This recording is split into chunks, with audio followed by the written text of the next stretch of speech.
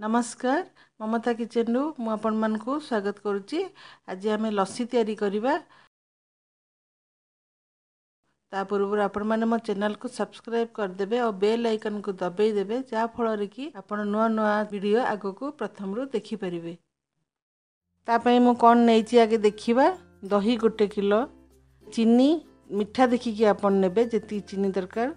मु किंतु 2 cup 2.5 cup चीनी नेची आ पिस्ता गुंड कर देची, काजू भी टिके गुंड कर देची, अलैच पाउडर नेची, बरफ सेठरे मिसेबा। गोटे हांडी रे मु तैयारी करिवि, सेति पे मु दही दे देबी। तापर बरफ किछि जो रखिछि ताको भी मु ढाली देबी। चीनी दे देबा। चीनी आपण को मीठा देखिकी जेतिकी देबे। मु तो मीठा करिवि टिके।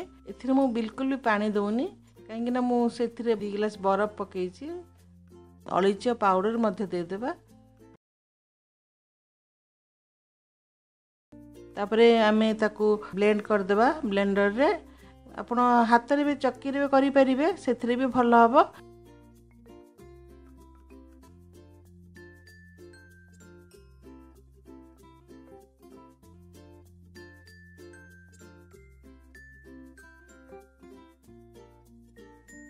भल भाव मु ब्लेंड कर देछि, किंतु ऊपर ऊपर टिके मु ब्लेंड करिवि काहेकि ना भल कि तार फेण हो जिवो आउ पीला बेलू भी बढ़िया लगिवो।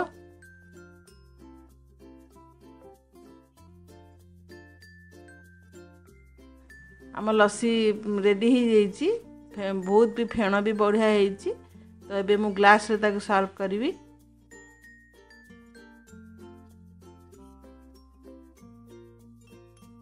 तापरे मु पिस्ता और काजूर जो पाउडरटा करिछि टिके दरगड़िया पाउडर करिछि, से पाउडरटा मु ता ऊपर दे देबी।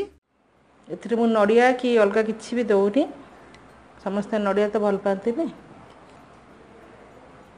मोर ठंडा ठंडा लस्सी तैयारी हो जाइछि। आपन को ए वीडियोटी यदि भल लागिला तो लाइक कमेंट शेयर करिवे।